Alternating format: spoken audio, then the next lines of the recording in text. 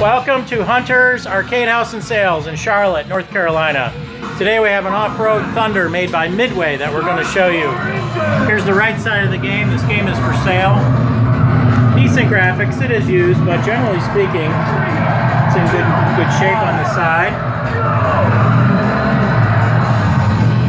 Right, left, there's the steering. Right, straighten out. Left up here. Nice graphics. The speed limit right here. There's a speed limit indicator, 107, 17. Monitor's real nice. Okay, here's the marquee at the top. The pedals. Seats. The sound does work behind the player's head. There's sound back here. And let me show you the left side.